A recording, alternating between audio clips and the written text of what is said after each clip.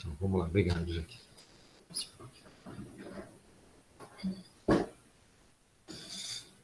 Boa tarde, pessoal. Eu vou falar um pouquinho hoje para vocês sobre um assunto que é muito frequente na nossa prática, mas que muitas vezes a gente acaba passando batido, né? A gente só se incomoda com o controle glicêmico quando a gente vê os polos muito opostos, né? Naquele paciente que está muito hipoglicêmico ou aquele que está muito hiperglicêmico. E o objetivo da minha revisão é justamente avaliar o que a gente tem de evidência no assunto, se realmente é um tema, é um tópico que a gente precisa se preocupar nos nossos doentes aí no nosso dia a dia. E assim, de onde vem, né, esse interesse pelo controle glicêmico do paciente crítico? A gente viu que lá antes dos anos 2000 não se tinha um interesse tão profundo, uma busca tão grande por uma meta glicêmica ideal nos pacientes de UTI.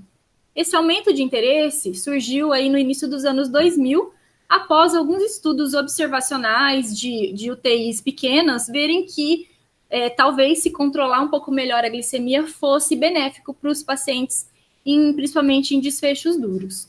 Anteriormente a isso, a hiperglicemia ela era considerada como uma resposta adaptativa do nosso organismo à liberação de hormônios contrarreguladores. Então, o paciente grave, ele naturalmente, né, tem o estresse aumentado, então ele tem muita liberação de cortisol, de catecolaminas, enfim, e isso faria com que a glicemia aumentasse. Então, teoricamente, seria uma resposta normal e benéfica, aí se pensava, do nosso corpo para combater a resposta ao estresse.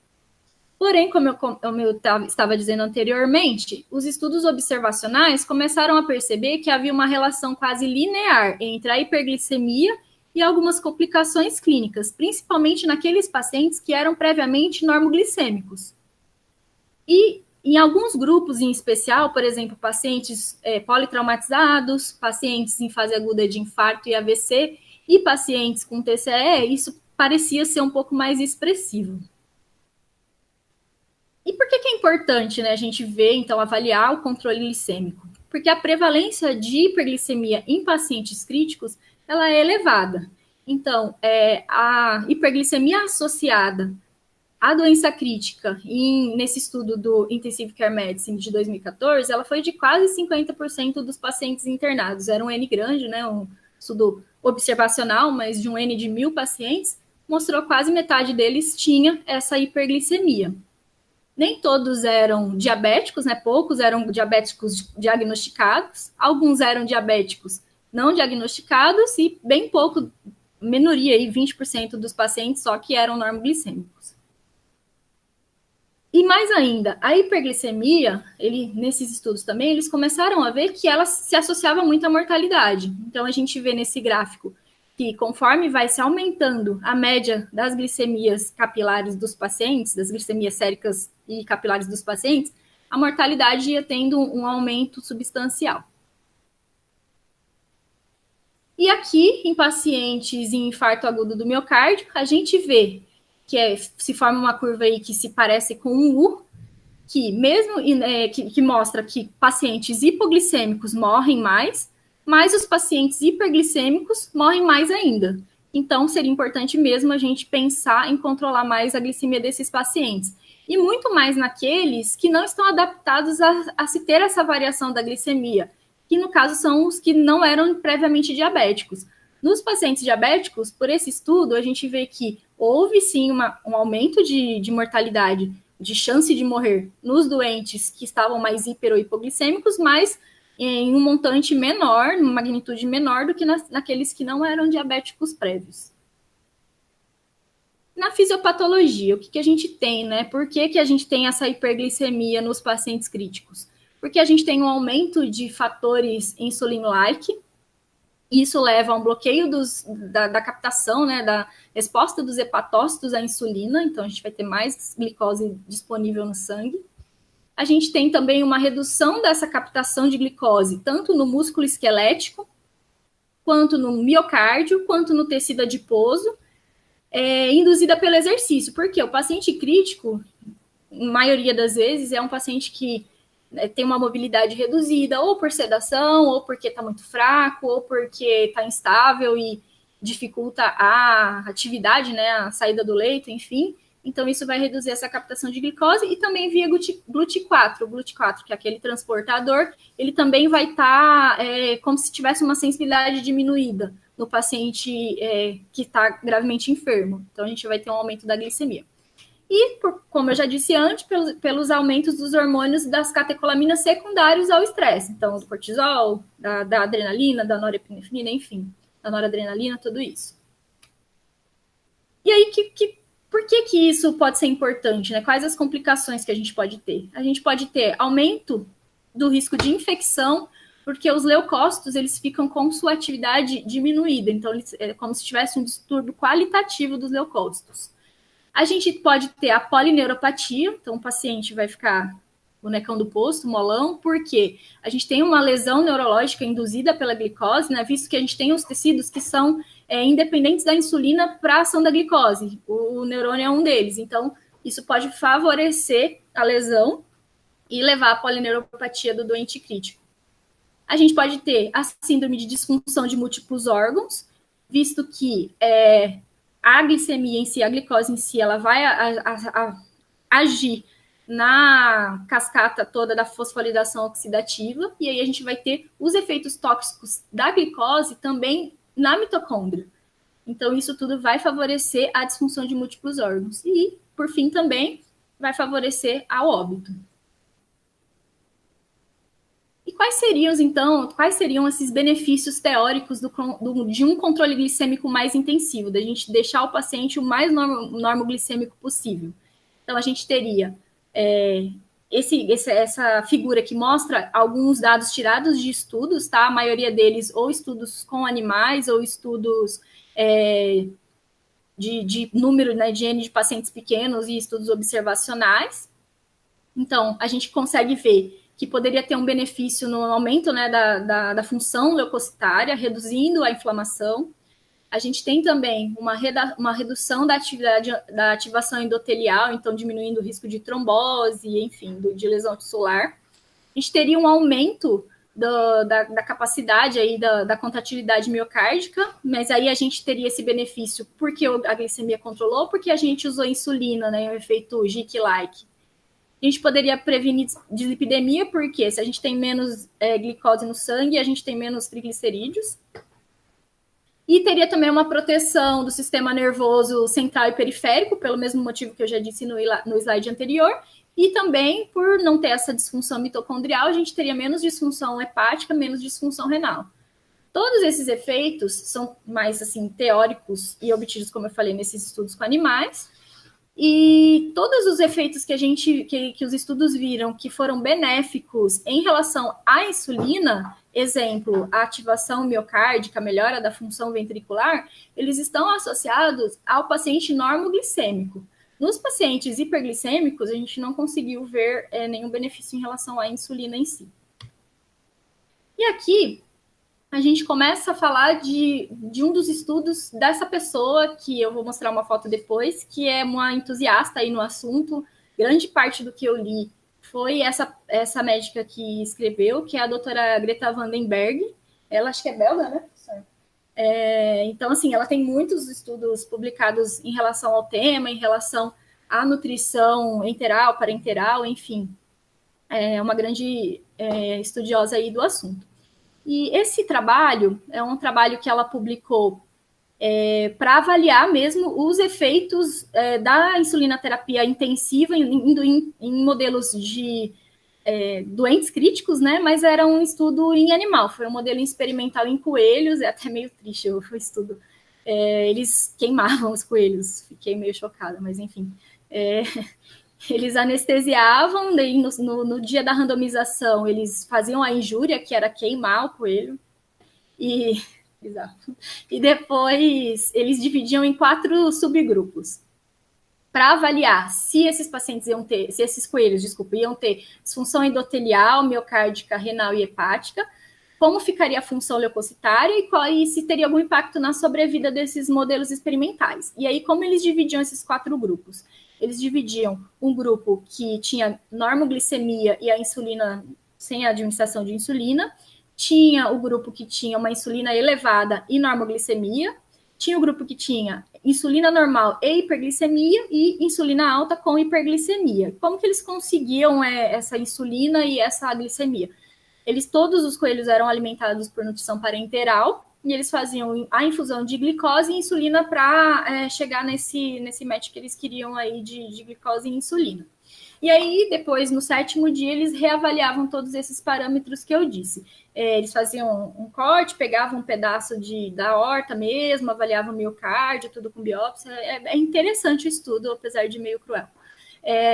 E o que eles encontraram de resultado? Que a mortalidade foi menor nos dois grupos que eram normoglicêmicos, independente da variação da insulina, que a normoglicemia ela se relacionou a uma menor disfunção endotelial, uma menor disfunção renal e uma menor disfunção hepática, então já corroborando com as teorias fisiológicas que eu disse nos slides anteriores, e que a melhora da função miocárdica ela foi obtida quando o paciente tinha normoglicemia e elevação da insulina, ou seja, o efeito GIC-like aí.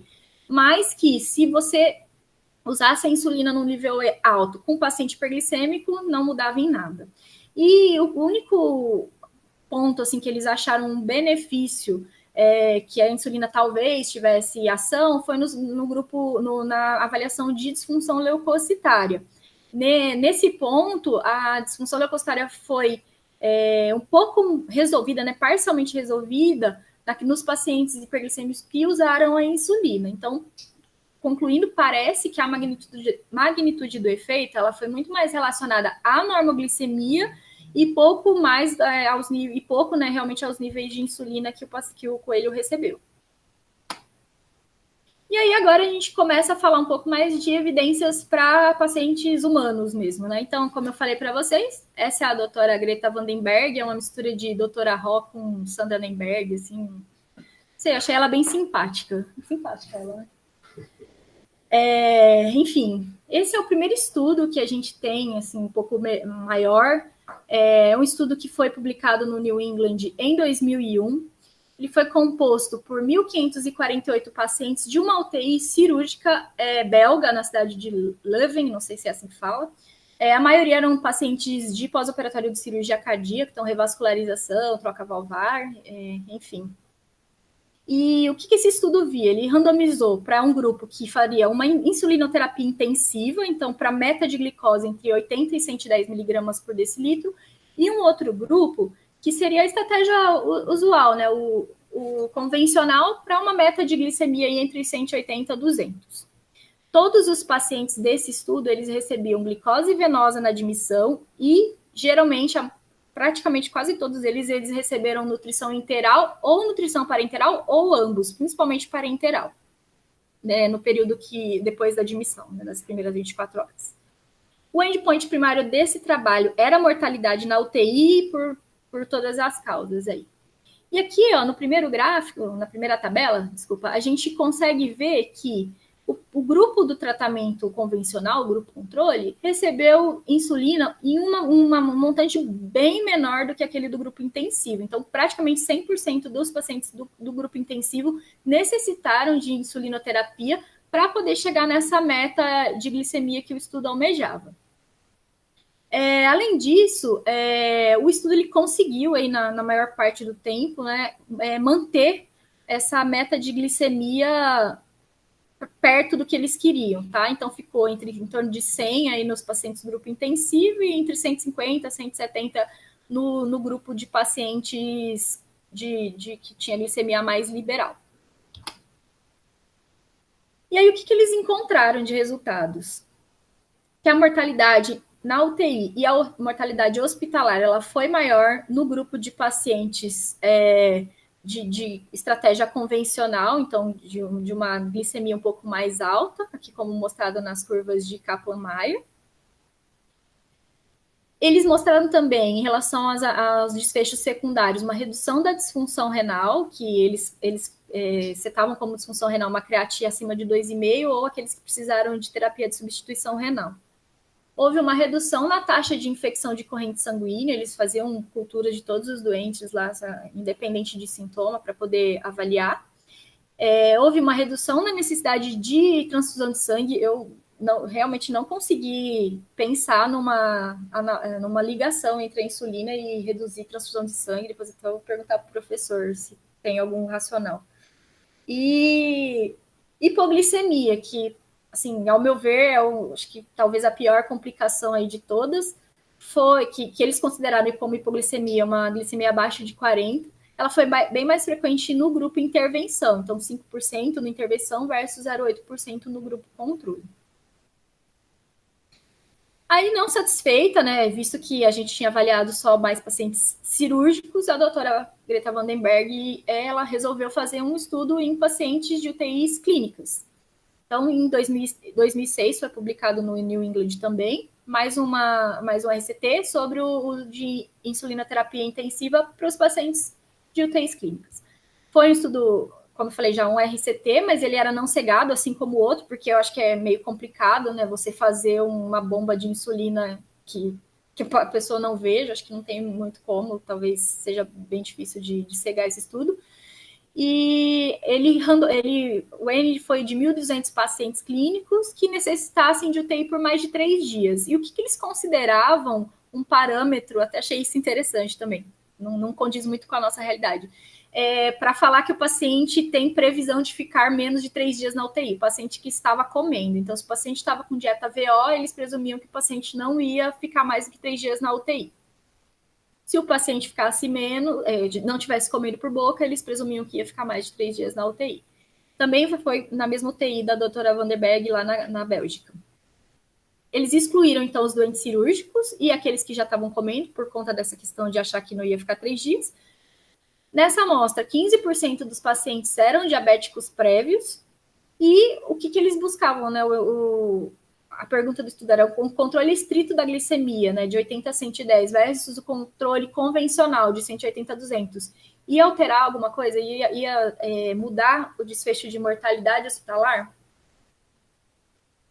Bom, aqui é um gráfico para mostrar mais ou menos enquanto variou a glicemia ao longo dos dias de internação nos pacientes, tanto do grupo controle, que é o grupo azul, das barras azuis escuras, quanto do grupo intervenção, que são das barras mais claras. E aí a gente vê que no grupo controle, a glicemia oscilou ali em torno de 140, 150. No grupo intervenção, rodou ali em torno de 110, 115. Tá? E aí, o que eles conseguiram concluir desse estudo? Que a mortalidade hospitalar foi praticamente igual nos dois grupos. Se a gente olhar aqui pelas curvas de Kaplan-Meier, a gente vê que não teve uma diferença expressiva. Aqui são duas, porque é uma interção de tratar e a outra por protocolo. E ele também notou nesse estudo que tanto em 28 dias como em 90 dias não mudou nada a mortalidade de UTI. Bem diferente do que ela tinha encontrado com os doentes cirúrgicos. Houve uma redução da incidência de lesão renal aguda, como a gente consegue... Ah, não, esse gráfico não tem, desculpa. Teve também uma incidência no tempo para alta de UTI, e o desmame de ventilação mecânico também foi um pouco mais precoce no grupo com intervenção, que ficou com a glicemia mais controlada. Mas, novamente, hipoglicemia foi mais comum no grupo intervenção. E se a gente olhar aqui, nesse trabalho, foi assim, bem expressivo. Foi 18% no grupo intervenção contra 3% no grupo controle. Depois, um pouco mais para frente, veio mais um estudo, agora em 2008, que é o estudo chamado VISEP, né, que avaliou, era uma análise, um estudo multicêntrico, RCT, só que era um fatorial 2x2, onde ele avaliou 2 desfechos, na verdade, 2 intervenções. Então, uma das intervenções era o controle glicêmico intensivo, nas mesmas metas que a doutora Vandenberg já usou nos outros anteriores, e também o uso de fluido, né, que era a amida, né, o start, versus o Ringer lactato no early go, na reposição volêmica inicial. Esse estudo ele foi feito em pacientes em sepse grave ou em choque séptico, baseado na classificação do professor Rivers, em UTIs alemãs, e teve um N composto por 537 doentes. O endpoint primário era a mortalidade em 28 dias e o SOFA médio desses pacientes. Aqui a gente pode ver que tanto na estratégia de glicemia mais restrita quanto na estratégia convencional, os pacientes eles receberam mais ou menos a mesma quantidade de quilocalorias por via interal, então tirando um pouco aquele viés da questão da nutrição parenteral do primeiro estudo da professora. E a glicose, a glicemia sanguínea que foi obtida ficou em torno de 100, 110 no grupo intensivo e em torno de 170, 180 no grupo intervenção, no grupo controle, desculpa. E aí, o que eles encontraram? Não encontraram nada, porque o estudo teve que parar precocemente, porque muito efeito colateral. O paciente fez muita hipoglicemia, fez muita disfunção renal, muito provavelmente secundária ao uso do amido, né? E, como o estudo precisou ser separado antes,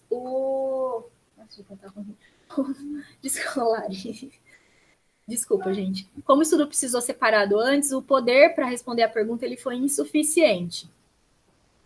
Aqui, como a gente pode ver, na curva de sobrevida, não teve uma diferença do ponto de vista estatístico significativa para a probabilidade de sobrevida entre os dois grupos. A glicose sanguínea foi menor no grupo insulina terapia intensiva, isso já era meio esperado, né? E a incidência de hipoglicemia, como eu disse, foi bem maior no grupo intervenção, 17 versus 4%. E nesse estudo em especial, a hipoglicemia foi um fator independente associado à mortalidade, com hazard ratio de 3, acima de 3 para a mortalidade naqueles pacientes que tiveram hipoglicemia, como a gente consegue avaliar aqui pela tabela. Outro estudo que depois, um pouquinho mais para frente, surgiu foi o Blue Control Trial. Ele foi um trial que foi publicado em 2009 no Intensive Care. E ele também era um estudo que comparava também o controle glicêmico intensivo, né, da glicemia nos pacientes em UTI. Também foi um multicêntrico não cegado. E o que é interessante, tanto nesse estudo quanto nos estudos da professora Greta, as UTIs, elas tinham 2 pacientes por enfermeiro, não era nem por técnico de enfermagem. Então, só aí a gente já tem que pensar se o modelo que ela aplicou nas UTIs dela lá na Bélgica seriam aplicáveis nas nossas UTIs aqui do Brasil. Então, era usada a insulinoterapia endovenosa, se passava para subcutânea quando o paciente era capaz de comer por boca, e teve um N de mais de 1.000 doentes, aí, 1.101 pacientes de UTIs, tanto clínicas quanto cirúrgicas.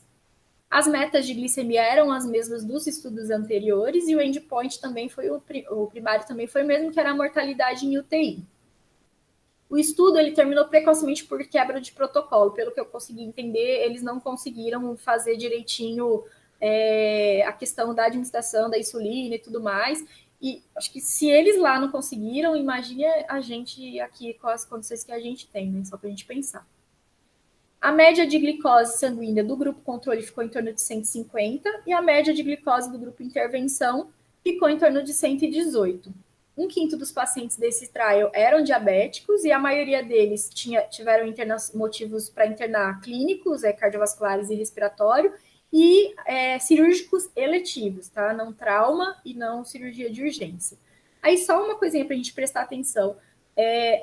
A diferença de glicemia entre o que a gente conseguiu no grupo controle e no grupo intervenção foi bem pequena, foi em torno de 30 miligramas por decilitro, né? Então, será que 30 miligramas por decilitro faz tanta diferença assim para o nosso paciente?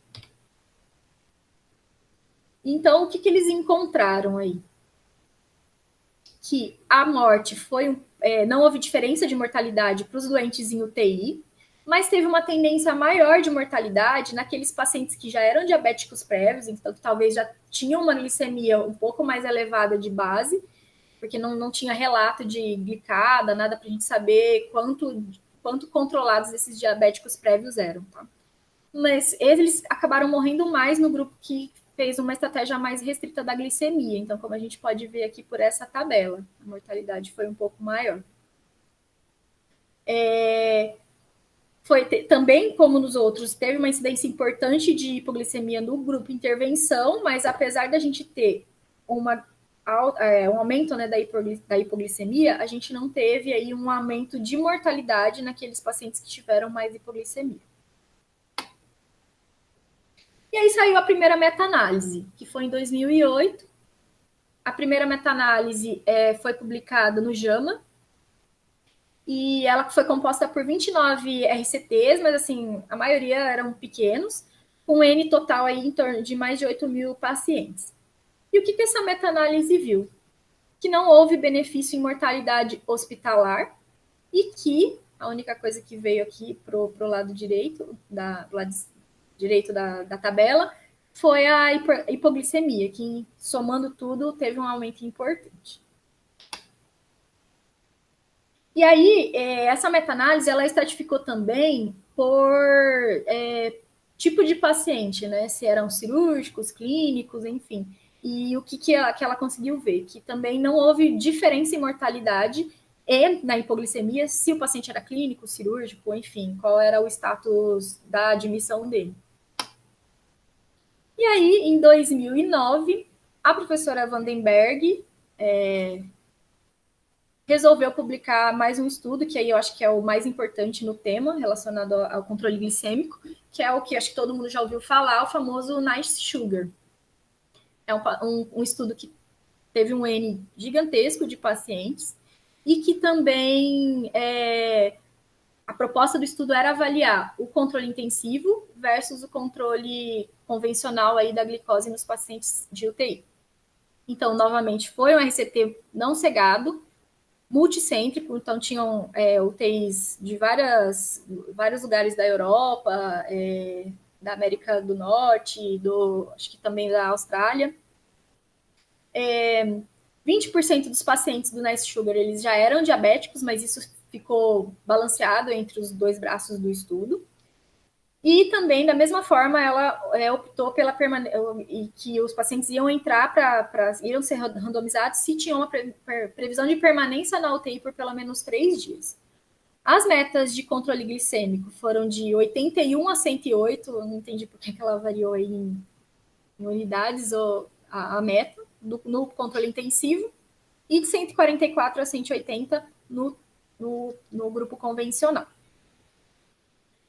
Quando eles terminavam, os pacientes saíam do protocolo, quando eles tinham alta da UTI, ou quando eles morressem, se passasse mais do que 3 meses de internação, ou se eles começassem a comer full por boca. E o endpoint primário também era a mortalidade em 90 dias.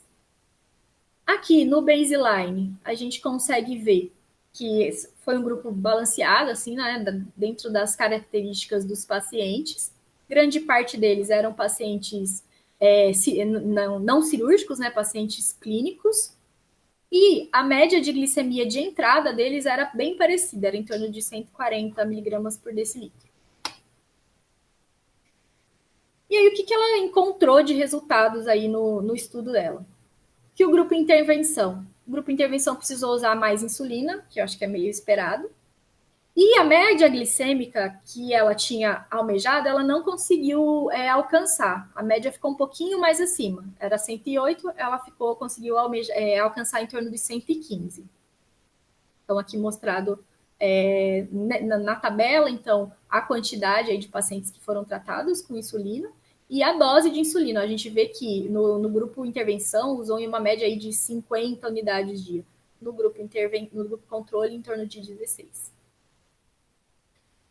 Aqui, então, a média de glicose que ela conseguiu nos dois grupos, como eu já tinha falado, então em torno de 115 ali no grupo intervenção, em torno de 144 no controle, e aí mais uma vez fica aquela ressalva, será que esse gap foi tão grande entre os dois grupos? Não me chama tanta atenção, então foi em torno de 30 aqui novamente. E nesse estudo em específico, se usou mais dieta enteral do que dieta parenteral, e isso foi similar entre os dois braços do estudo. Então, isso fala um pouco mais a favor da nossa realidade, né? Chega mais próximo um pouquinho da gente. Outra coisa que a gente percebeu de diferença, na verdade, o ponto principal de diferença entre os dois grupos foi que o grupo intervenção recebeu mais corticoide, então 30% vezes 31%, mas deu um P significativo. Mas qual seria a relevância disso? Será que isso ia ser tão importante assim no desfecho do estudo? E a maioria dos pacientes que foram tratados nesse estudo eram pacientes em choque séptico. E aí, o que ela encontrou aqui nos trabalhos? Aqui só os gráficos para mostrar, então, a média do braço convencional, em torno de 144, e a média aqui do grupo intensivo, em torno de 115 miligramas por decilitro. E aqui ela mostra a moda, né, dos pacientes, das glicemias dos pacientes. Então, a moda para paciente do grupo controle ficou em torno de 142 e para o grupo intensivo em torno de 107. E aqui o final mesmo de tudo, finalmente o que importa para a gente. Então, o que ela conseguiu ver nesse estudo? Que a mortalidade, probabilidade de sobrevida, foi similar entre os grupos e mostrando até mais uma tendência a ser maior no grupo estratégia convencional. Além disso, o que ela conseguiu ver de talvez apontar para um pouquinho mais de benefício nos pacientes com controle intensivo seriam os doentes de trauma e os doentes que estavam em uso de corticoide. Mas isso só como análise de subgrupo, né, de desfecho secundário. Novamente, a hipoglicemia foi maior no grupo intervenção, então quase 7% vezes 0,5%. E sequelas graves assim não foram encontradas em diferença nos dois grupos. Não houve diferença em infecção, né, culturas positivas, não houve diferença em transfusão de sangue e nem de alterações neurológicas ou cardiovasculares decorrentes da hipoglicemia. Depois do Nice Sugar, assim, meio que tudo caiu por terra, né? Tudo que a gente vinha pensando, então talvez em paciente cirúrgico seja melhor mesmo, vamos fazer controle glicêmico intensivo, vamos dar insulina para todo mundo. Depois do Nice Sugar, que foi o estudo que parece que foi mais homogêneo, que foi multicêntrico, que elencou um grande número de doentes, mostrou que talvez não, que não fizesse tanta diferença você deixar ele lá entre 140 e 180 ou você querer fazer com que ele ficasse mais controlado e, pelo contrário, até mostrou que teve mais complicação. Então veio essa nova meta-análise, que aí sim incluiu o Nice Sugar. Foi uma meta-análise com 13.500 doentes, então um número bem expressivo, e foi publicado em 2009. E uniu também 26 trials, como eu já falei, mais Nice Sugar. E o que essa meta-análise viu? Que no desfecho geral de mortalidade, a gente não viu nenhum benefício de você fazer o controle glicêmico intensivo, como a gente vê aqui. Porém, mostrou uma tendência a um benefício maior em pacientes cirúrgicos, que esses talvez se beneficiariam mais da estratégia mais restrita. Só que aqui não dividia se eram cirúrgicos eletivos, se eram cirúrgicos trauma, qual o tipo de status do paciente. Mais uma vez, como a gente já esperava, porque todos os estudos isso apareceu, então houve um aumento importante aí na incidência de hipoglicemia nessa meta-análise.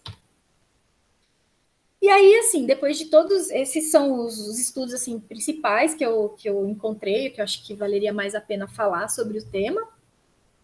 E aí vem a questão, né? Então, será que tudo bem a gente abandonar o controle glicêmico? O laissez-faire, cada um faz do jeito que quer, deixa o paciente fazer a glicemia que quiser? Parece que não. Parece que o mais interessante seria individualizar. Essa revisão do Co-Critical Care de 2019, ela mostra que, apesar de serem bons estudos, com boas metodologias, né, de pesquisadores importantes, eles têm alguns pontos que a gente precisa pensar. Então, primeiro, os pacientes tiveram muita hipoglicemia em geral, em todos os estudos, então será que talvez o não benefício foi porque eles tiveram mais hipoglicemia e a hipoglicemia é muito ruim? Ou será que o não benefício é porque realmente controlar a glicemia não muda nada? Segundo ponto, será que a gente precisa individualizar a estratégia? Então, por idade, por sexo, por tipo de doença, se é clínico, se é cirúrgico, se é eletivo, se é emergência, se é, enfim, trauma. Se o paciente já era diabético prévio, será que isso muda? Ou se ele era diabético controlado ou descontrolado, o que seria a ideia? E além disso, grande parte dos estudos não conseguiu manter a média do alvo glicêmico que eles queriam na maior parte do tempo. Então, só para vocês terem uma noção, o Nice Sugar conseguiu manter a média glicêmica aí dos pacientes no alvo que eles queriam em 30% dos pacientes. Então, será que a gente consegue afirmar com esses dados que o controle glicêmico deve ser abandonado? Então, acho que a ideia aí é individualizar. E aí, falando um pouco de hipoglicemia, a gente entende que hipoglicemia é aquela glicemia sanguínea abaixo de 70, e uma hipoglicemia grave é aquela abaixo de 41, ou aquela que tem sintomas, rebaixamento de nível de consciência, convulsão, depressão cardiovascular, arritmias. E aí, para a gente pensar, será que morre mais mesmo quem fica hipoglicêmico? E aí, o New England publicou essa análise pós-hoc do Nice Sugar, que avaliou os pacientes que tiveram a hipoglicemia, e parece que sim. Então, o que a gente consegue ver é que aumentou o risco, né, a chance de morte no grupo que teve hipoglicemia, independente se era uma hipoglicemia mais grave, menos grave, enfim, qual tipo de doente. Principalmente naqueles doentes que estavam chocados. Então, ter hipoglicemia e ter choque aumenta ainda mais a chance de morrer. Agora, a hipoglicemia aqui, nesses casos, será que ela é a causa ou a consequência da morte, né? Então, porque a gente sabe que quando o paciente está mais grave, geralmente eles ficam mais hipoglicêmicos. Segundo, como foi colhido, né, essa glicemia? É uma glicemia de ponta de dedo, que a gente sabe que no paciente chocado pode ter uma aferição errada, errônea. Então, tudo isso tem que ser levado em consideração. Mas parece que ser hipoglicêmico, em geral, independente da patologia de base, se morre mais, e principalmente naqueles em choque. E aí vem um outro conceito que eu achei bem interessante, que eu não tinha muita essa noção, que é o conceito da variação glicêmica, que seria, né, essa medida dessa oscilação da glicemia ao longo do período que o paciente fica internado na UTI. Será que essa variação glicêmica ela vai interferir alguma coisa no desfecho do doente? Parece que sim. A gente tem 2 estudos que avaliaram essa característica, né, da dinâmica sanguínea, um deles é até da doutora Greta Vandenberg também, como um preditor de mortalidade em doentes críticos. E nesses 2 estudos, eles chegam a essa conclusão, que é um preditor, sim, independente de aumento de chance de morrer, e geralmente o cálculo eles fazem pelo desvio padrão, não se tendo uma fórmula, um jeito diferente para calcular. A maioria dos estudos calcula pelo desvio padrão mesmo. E por que será que essa variação glicêmica seria deletéria? Não se tem uma resposta, assim, o mecanismo é incerto. Será que é porque aumenta o estresse oxidativo? Será que é porque o paciente que varia muito é um paciente que é mais grave? Isso os estudos não conseguiram dizer. Não tem RCT sobre o tema, a gente só tem esses observacionais, então esse é mais um ponto aí de interrogação. Porém, os guidelines da Sociedade de Endócrino, por exemplo, da ADA, eles recomendam uma dosagem da glicada na admissão de todo paciente crítico para se avaliar se já era um paciente de um diabetes descontrolado, ou se ele não era diabético, ou se era um diabético controlado, e para aí, a partir desse valor, você conseguir individualizar o cuidado e reduzir essa chance de variabilidade, principalmente nos diabéticos, visto que em alguns estudos que eu mostrei anteriormente, a gente observou que diabético que fez mais hipoglicemia ou que variou mais, parece que morreu mais. E aí, assim, só algumas questões práticas, eu como enfermeira prévia não poderia deixar de falar, sobre a monitorização da glicemia. Então, assim, eu já vi muito paciente receber G50, sendo que não precisava porque estava mal perfundido. Aí, a hora que a gente colhia a glicemia sanguínea, vinha 300, 400. Então, o ideal é se colher de sangue de catéter venoso ou de catéter arterial e tem a punção de ponta de dedo. Aqui eu acho um pouco arriscado a gente ficar manuseando o catéter venoso, pelo menos o catéter de infusão de medicação, para colher destro de horário, principalmente se estiver em bomba, que vai ser de 1 em 1 ou 2 em 2 horas. Acho que o risco de ter outras coisas é maior do que o benefício do exame. Mas acho que é uma coisa que tem que ser individualizada. Então, por exemplo, aquele doente que está muito chocado, ou com uma hipoglicemia muito grave, ou muito edemaciado, com uma anemia importante, em altas doses de vasopressor, talvez valha a pena você colher da PAI. Tá? Cuidado para não contaminar a fitinha com soluções, então, quando a gente for colher. E o mais importante também, que eu realmente eu desconheço se essa prática é feita na nossa UTI, é a calibração do aparelho, cuidado com o glucosímetro em si. Porque ele, toda vez que acaba a bateria ou toda vez cai no chão, toda vez que você muda algum parâmetro, você precisa fazer aquela limpeza com aquela fitinha de... Enfim, é uma solução que você pinga como se você fosse fazer o destro, mas no lugar do sangue você pinga aquela solução que vem no kitzinho do aparelho. Eu realmente nunca vi ninguém fazer isso, eu não sei se é feito, mas pelo manual dos fabricantes dos glucosímetros, eles falam que isso pode interferir nas medidas. Então, teoricamente, a glicemia sérica é sempre a melhor, mas a gente tem sempre que pensar em tudo que a gente vê aqui na nossa rotina. O ideal é a gente usar protocolos para garantir essa glicemia sanguínea menor que 180. E quando a gente pensa em protocolo, a gente pensa em insulina IV em bomba. Aqui no nosso serviço, a padronização são 100 unidades de insulina regular e 99 de soro fisiológico, que daria uma solução com uma unidade por ml. Essa solução, elas geralmente tem uma validade pequena, se eu não me engano, aqui as meninas trocam, acho que a cada 6 horas a bag, e precisa ser tanto naquele frasquinho, o Baxter lá, né, que ele não adere à insulina, e a gente sempre tem que preencher todo o circuito com a solução com insulina para depois iniciar a infusão, porque senão ele adere também no equipo, e aí você está infundindo só soro, a insulina está ficando tudo grudada na parede. Mas qual que é o problema de tudo isso? A gente aumenta muito o risco de hipoglicemia, porque a insulina em bomba a gente já viu nos estudos, e se a enfermagem estiver reduzida e sobrecarregada, isso piorou. A gente sabe que não vai dar certo, então tem que pensar bem antes de ligar uma bomba. Outra coisa, sempre ajustar a dieta e rever medicações. Às vezes a gente está lá com o paciente hiperglicêmico e a gente só vai dando insulina, e quando a gente vai ver, poderia ter dado uma dieta para diabético, ou poderia ter mudado, talvez não estava mais precisando de um corticoide que estava usando, a gente consegue rever, ou diluição em soro glicosado, que a gente consegue trocar, então sempre rever. A insulina NPH, a gente geralmente começa a usar se o paciente já está em alimentação, pelo menos integral, ou se tem um aporte garantido. A gente não vai usar antidiabéticos orais em geral na UTI. E a gente, os estudos mostram que usar os análogos, as insulinas daquela tipo glargina, enfim, que o Lantus, que o Estevão gosta bastante, ou usar as insulinas humanas, elas têm o mesmo resultado no controle, não mostrou diferença nenhuma. Sempre na transição da bomba IV para subcutâneo, a gente tem que fazer uma dose da insulina basal umas 2 a 4 horas antes de desligar a bomba, tá? Isso às vezes a gente esquece. E caprichar na monitorização.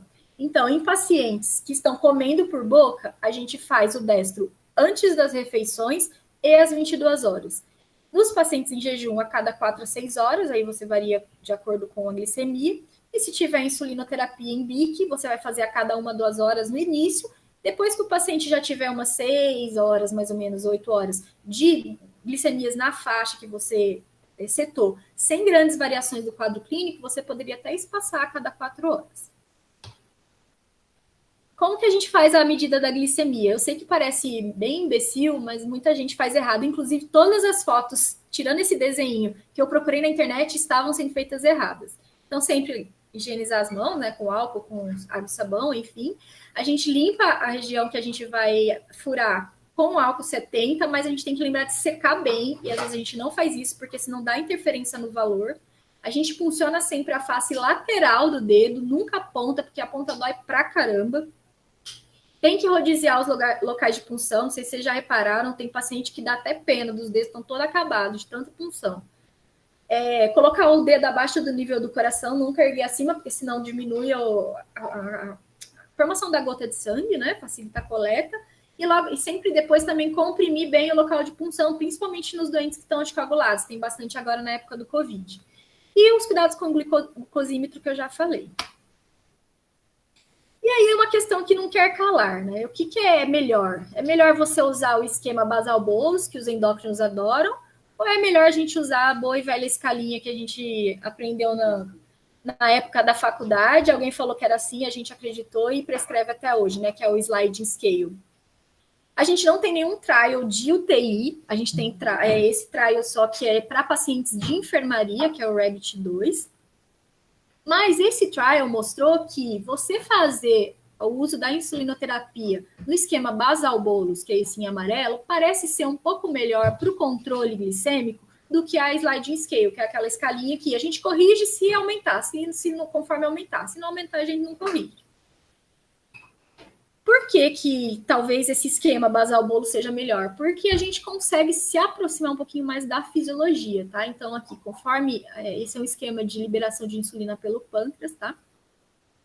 Então, conforme a gente vai aumentando a glicemia durante as nossas refeições, a gente tem um aumento da liberação de insulina pelo pâncreas. Porém, a gente tem sempre uma liberação de insulina basal que é para garantir a internalização, enfim, da glicose produzida pelo fígado, né? Então, seria o esquema basal para garantir a glicogênese aí, né? Enfim, e o esquema de bolos, que seria para cobrir as refeições. O que a ADA recomenda? A ADA recomenda 0,4 unidades por quilo, ou 60% a 80% da dose usada nas últimas 24 horas na bomba. Esse 0,4 por quilo quando o paciente é diabético, ou quando o paciente e não usava insulina, ou quando o paciente não era diabético, mas adquiriu uma glicemia acima de 250 aí no decorrer da internação. Então, a gente faria essa dose dividida, metade basal, metade bolos. Você poderia dividir essa basal em 2 a 3 tomadas e o bolos antes das refeições ou a cada 6 horas naqueles doentes em jejum. E por que, então, seria dessa forma? Sempre por conta do tipo de ação das insulinas. O que a gente usa aqui, geralmente, é a NPH, que a gente tem disponível, então, que ela vai ter um começo aí de ação logo nas primeiras horas, um pico em torno de 4 a 6 horas, e dura em torno de 18 horas. Então, a NPH a gente geralmente costuma fazer em 2 ou 3 tomadas. E a regular começa a agir em 30 minutos, tem um pico em 2 horas e dura aí de 6 a 8 horas de ação. Importante aqui, já vi bastante a gente fazendo isso. O paciente recebe, faz o destro, a enfermeira fala, doutor, tá alterado, tal, aí a gente fala, pode queimar. A gente queima, aí daqui 1 hora a gente pede para ver o destro de novo, aí tá alterado, óbvio, porque não deu tempo nem da insulina regular fazer o pico, e aí a gente manda, às vezes, queimar de novo quando vê o paciente faz hipoglicemia. Então, não precisa fazer destro 1 hora depois da insulina. O que a gente faz? Repete essa glicemia conforme o horário que a gente já tinha pré-estabelecido, tá certo? Não precisa ficar freneticamente repetindo esse destro, porque a gente só vai dar mais insulina à toa, só vai ficar mais estressado à toa. Importante de todas essas recomendações. São recomendações feitas por opinião de especialistas da área de endocrinologia. Não foi um guideline publicado por intensivistas. Então, a gente tem que pensar que tem os vieses aí de quem escreveu, né? Então, será que a gente consegue aplicar isso realmente na nossa prática? E aí, falando de hipoglicemia, então, o que a gente pode fazer para corrigir uma hipoglicemia? Sempre a gente tem que fazer glicose venosa? Não, na maioria das vezes não, tá? Então, primeiro, a gente vai avaliar se o paciente tem nível de consciência e se ele pode comer por boca ou por sonda. Se ele puder, o ideal seria fazer por via interal. Por quê? Primeiro, porque você evita de ter flebite. Segundo, porque quando você faz por via enteral, você tem uma absorção um pouco mais lenta dessa glicose. E aí você tem um pico de insulina menor também, porque você vai dar glicose, o paciente vai liberar mais insulina. Se ele produz insulina, não é o diabético tipo 1. Então, o risco de você fazer uma hipoglicemia de rebote que você aumentou a insulina na glicose venosa, existe. Então, o melhor seria fazer por via intestinal mesmo, enteral mesmo. E aí, como que a gente faz? A gente pode fazer G50, 30 ml e diluir em água, dá para o paciente tomar, é ruim, tá? Não sei se vocês já experimentaram, eu já experimentei, é bem ruim o gosto. Ou você pode usar a glicose solução oral que a gente tem disponível, que é 15 gramas, é o que vem até na máscara do MV, é só você fazer. E aí você repete a glicemia após 15 minutos. Tá ainda com hipoglicemia? Repete o esquema. Não está? Tranquilo, segue o jogo, dá coisa para o cara comer. E aí a gente considera o valor de 70, tá? Para hipoglicemia. Se ele tiver inconsciente e tiver acesso venoso, a gente faz as famosas 4 ampolas de G50, depois de 5 minutos repete a glicemia e checa o nível de consciência. Acordou? Bora comer. Não acordou? Mais G50 e aí vai reavaliando. E se o paciente estiver sem acesso, que às vezes acontece, já aconteceu muito da gente ter paciente que não tem acesso. Aqui no HC tem o glucagon, dá para fazer uma ampola intramuscular ou subcutânea, e aí depois de 15 minutos você reavalia o paciente, nível de consciência, enfim. Acordou, come, não acordou, e enquanto isso vai tentando o acesso até ver o que dá para fazer.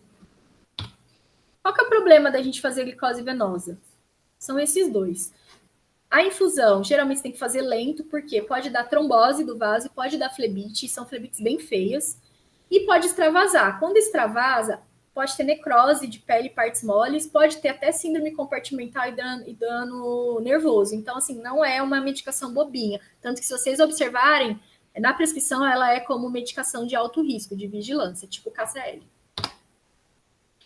E aí a gente tem visto algumas estratégias para facilitar ou para tentar normatizar esse controle glicêmico.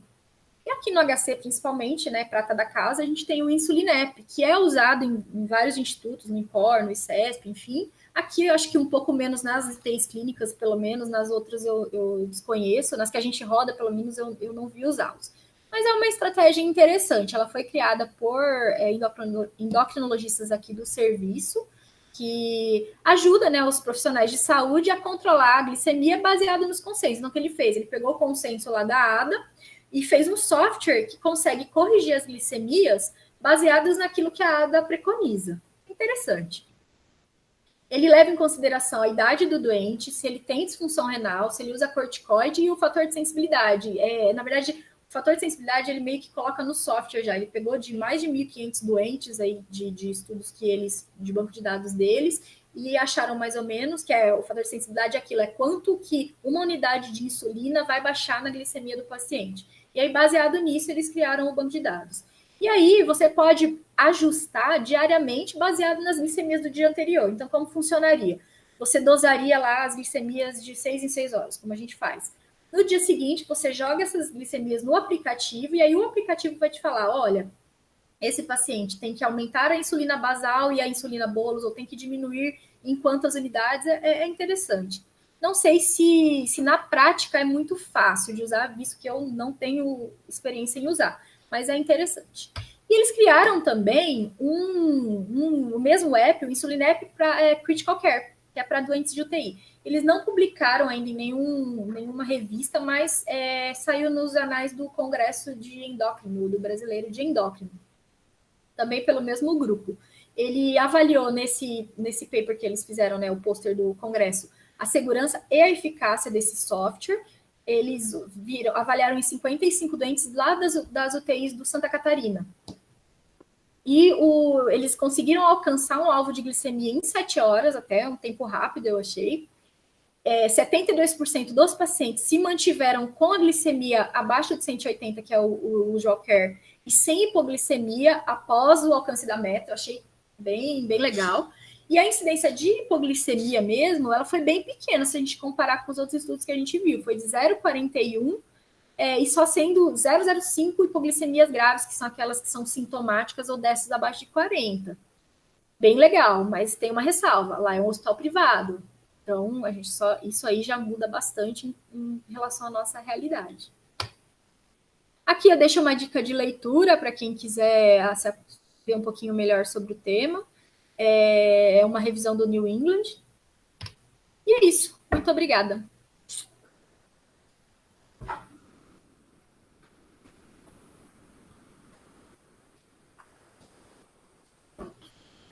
Bom, obrigado, Jaque. Então, brilhante revisão.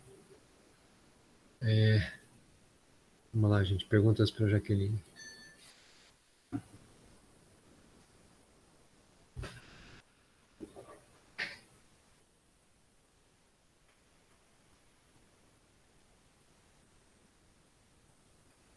Ninguém quer perguntar, quem sabe tudo ou não entendeu nada.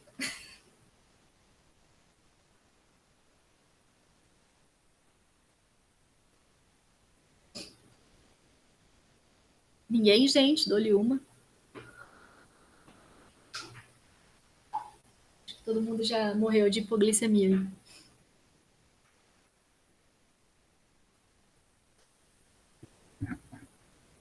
Só fazer uma breve histórica aí que na época que a Ingrid Vandenberg publicou o primeiro estudo, né, na literatura chamado de Leuven, né, e foi junto com o Jalianani no Corticode, junto com Ivers, né, junto com o RDS Network.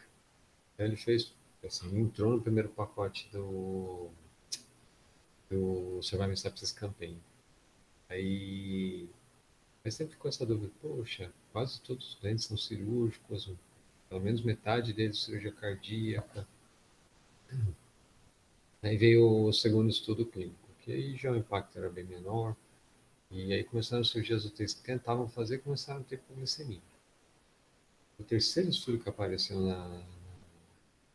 antes do Glucontrol, o Euroglucontrol, foi o VICEP. O VICEP ele foi apresentado no Congresso do Jean Levançon, na Bélgica. E o senior author dele chama Konrad Reinhardt, né? E ele que apresentou. E ele falava assim, olha, conclusão final. Na Alemanha a gente não consegue fazer controle glicêmico estrito. Então, duas, ou a gente não faz, ou a gente traz as enfermeiras belgas para fazer. E tirou sarro ainda, né? Mas enfim, aí veio o Nice Sugar. Né? Nice Sugar é um estudo predominantemente australiano, mas tem muitos continentes, muitas nações ali juntas. E veio com essa história aí de um sinal para aumento na mortalidade, principalmente associado a eventos cardiovasculares.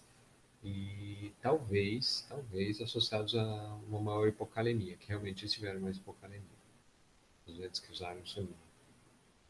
Mas enfim, só que na média do que foi acontecendo com o tempo, eram glicemias um pouco mais altas que eram caindo lento e progressivamente. Né? Hoje, você deixar os seus 180, 150 de alvo, de meta, parece ser algo bastante seguro. Mas assim, se tem alguém que pode ser que talvez tenha alguma vantagem de ter um controle mais estrito, talvez seja os doentes cirúrgicos, mas nem isso a gente tem tanta. É. O fato é que, assim, controle glicêmico estrito é difícil de fazer. A Grete Vandenberg tem um editorial que ela é bem interessante, ela põe que das diferenças do Nash Sugar para os estudos Leuven. E uma delas é que ela deixa bem claro assim, olha, tem muita experiência na Universidade de Leuven e assim, tem como é que fala, o grau de liberdade dos enfermeiros é muito grande. Então, assim, eles têm muita ação intuitiva. E no Nash Sugar não, na Sugar é congelado, tem que seguir o algoritmo certinho. Eu falo, isso talvez atrapalhe um pouco. Assim, a gente pode duvidar dos estudos Leuven e tal, mas assim, a gripe Vandenberg tem uma consistência muito grande com os dados dela. Ela tem necrópsia, mostrando assim, menos lesões, menos programação apoptótica no fígado. E, bom, enfim, ela é bem consistente. Assim, desculpa, tem menos lesão nervosa também, né? Tanto na compactador. Né? E então, parece que deve fazer diferença, mas como aplicar parece ser importante também. Então, na média, se a gente não for tão estrito nem tão liberal, parece ser um bom caminho, pelo menos por enquanto. Vamos ver o que aparece aí pela frente. Bom, gente, perguntas aí. Eu queria perguntar, professor, que assim, lendo tudo que eu li e, enfim, as evidências, eu fiquei em dúvida em questão nem tanto da bomba de insulina, eu acho que isso é um pouco mais. A gente consegue entender melhor que a gente pensa bem para ligar, porque vista a logística, os riscos e tudo mais. Mas em relação à questão do basal bolos, eu queria ouvir a opinião do senhor.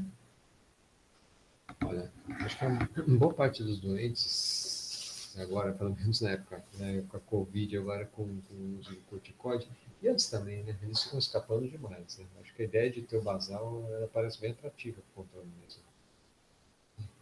Eu acho, não sei. Não sei se tem vantagem outra além do melhor controle, mas só o melhor controle já justifica deixar. Só tomar cuidado com os outros não fazerem hipoglicemia. Essa história, vamos deixar o dente de jejum. Tem que lembrar que tem a IPH. Bendita da insulina. É. Eu vi em um dos editoriais que ela publicou também, a doutora Greta, que ela tem um outro estudo, né, que ela está programando, acho que era GQK, era uma sigla diferente, que era justamente para tentar tirar essa questão da variação que foi pequena entre os dois braços. Então, talvez aí para os próximos anos saia alguma coisa. E eu queria perguntar para o senhor também essa questão da variabilidade glicêmica, assim, da variação glicêmica. O que o senhor acha? Assim, o senhor acha que realmente. De medida do método, a variabilidade da medida do método ou a variabilidade Não, do de desfecho. sim, Se o sim. senhor acha que isso é importante mesmo. Bom, isso assim, isso acho que é uma questão bem interessante, porque você vai pensar do ponto de vista, por exemplo, neurológico, que é onde a gente tem um dos maiores sofrimentos aí com as grandes quedas,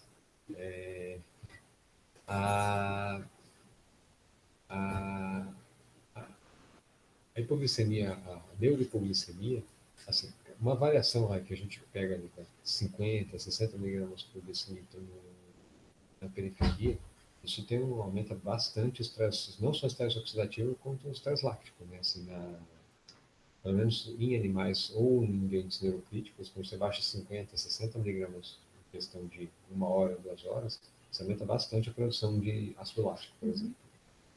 Quer dizer, eu acho que assim, a impressão minha é que pode ser que seja importante sim. Tomar cuidado para não ter grandes variações. Pegar uma suave, né, na hora do controle. E essa questão de fazer a glicada, assim, antes na admissão, para ver para quão baixo a gente traria essa meta. Quem estava introduzindo essa ideia e queria testar, ainda não sei se ele já está correndo, é o pessoal da Zix, né? O professor Delon. Depois do Schubert falou, agora o próximo passo vai ser assim, desculpa, vai ser um algoritmo estratificado pela hemoglobina glicada prévia. Desculpa, de entrada, né?